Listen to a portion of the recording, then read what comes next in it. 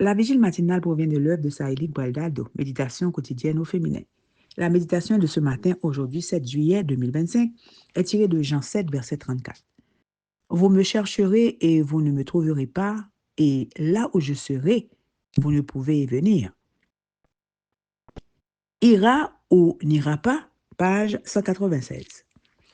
En découvrant la première partie du texte d'aujourd'hui, vous me chercherez, mais vous ne me trouverez pas, la citation bien connue dans le monde religieux de Jérémie 29, verset 13, m'est venue à l'esprit. Vous me chercherez et vous me trouverez, car vous me chercherez de tout votre cœur. Ensuite, en ce qui concerne la deuxième partie du texte d'aujourd'hui, là où je serai, vous ne pouvez venir, je n'ai pas pu m'empêcher de penser à Jean 14, verset 3. Donc, si je m'en vais et vous prépare une place, je reviendrai et je vous prendrai avec moi, afin que là où je suis, vous y soyez aussi. Je me suis immédiatement posé la question suivante. Les Saintes Écritures se contredisent-elles? L'Écriture elle-même a répondu à ma question dans la dernière partie de la citation de Jérémie. Car vous me chercherez de tout votre cœur. Il y a incontestablement un groupe pour lequel Dieu ne sera pas disponible lorsqu'il le cherchera et qui ne pourra pas aller là où il se trouve. Il y a une condition indiscutable pour trouver Jésus et elle est étroitement liée à la prise de décision. Ceux qui choisissent de le chercher pour des motifs égoïstes, vains et superficiels ne le trouvent tout simplement pas.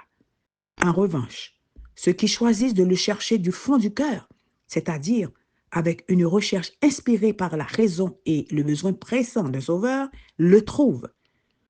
Vous êtes-vous arrêté pour vous demander si vous êtes sur ce chemin pour les bonnes raisons? Aujourd'hui est un bon jour pour analyser nos actions. Jésus dit aux pharisiens, là où je vais, vous ne pouvez pas aller. En revanche, il dit aux disciples, afin que là où je suis, vous y soyez aussi. Cela soulève une autre question. Dieu choisit-il ses favoris et décide-t-il de qui ira et de qui n'ira pas?